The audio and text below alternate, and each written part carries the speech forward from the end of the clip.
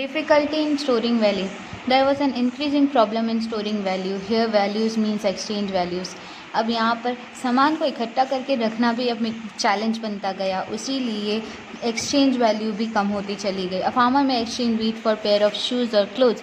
वहीं फार्मर जो था वो अपनी गेहूँ को एक जोड़ी कपड़े या एक जोड़ी जूतों के लिए दे दिया करता. But when productivity rises and she और he produces more wheat, there arises a problem of strong surplus wheat. वहीं जब उनका प्रोडक्टिविटी ज़्यादा हो जाता तब गेहूं का इतना बड़ा प्रमाण इकट्ठा करके स्टोर रखना मुश्किल हो गया. If wheat can be stored for a long period then a future date such stock of wheat can be exchange for a new pair. फिर उन्हें स्टोर करके ज़्यादा अगर हो जाता तो फ्यूचर में आगे के भी जोड़ी कपड़े और जूतों के लिए उन्हें जमा करके रखा जा सकता, या फिर चावल के लिए. But the question arises how to store wheat. लेकिन गेहूं को किस तरह संभाल के रखा जाए, यही सबसे बड़ा सवाल था. When an individual produces on a large scale through one's own efforts, जब एक बड़े प्रमाण में कोई अगर अपने ही दम पर ज़्यादा फसल उगा सकता था तो she or he had to exchange this produce instantaneously for other goods and services. तो उन्हें इतनी भारी मात्रा का सामान जो था वो कुछ सामानों के लिए बदलना ज़रूरी पड़ जाता था, क्योंकि इतना ज़्यादा स्टोरेज उनके पास नहीं होता था. It was otherwise difficult to store the surplus food और store the exchange value of these goods. इसलिए उनको मुश्किल पड़ती थी सामान को लेन देन करने के लिए, इतने बड़े प्रमाण के सामान का एक्सचेंज करने के लिए. Problem of measurement of value. फिर तोलना, मेजर करना, इसमें भी प्रॉब्लम्स होती थी.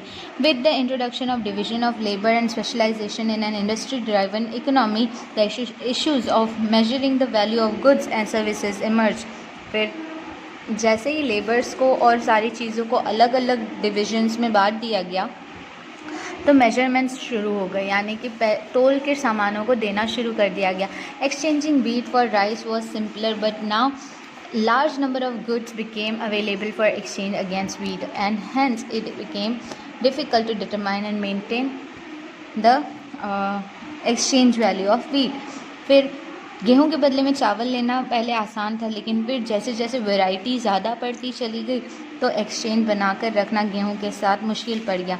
If 20 kg of wheat is equal to 40 kg of rice, then 10 meters of textile and 1 kg of ghee. वहीं 20 किलो गेहूं के बदले 40 किलो चावल और वहीं 10 मीटर कपड़े के बदले 1 किलो घी दिया जाता था.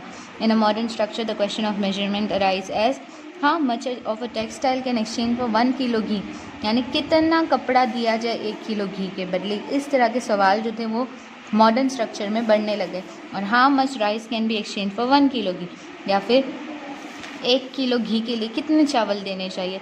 It became difficult to determine such measures, और इस तरह के मेजरमेंट्स में प्रॉब्लम होने लगे. And hence arose a need for universally acceptable measuring rod, और इस तरह से पूरी दुनिया में इस्तेमाल हो सके इस तरह का मेजरमेंट का सिस्टम शुरू किया गया.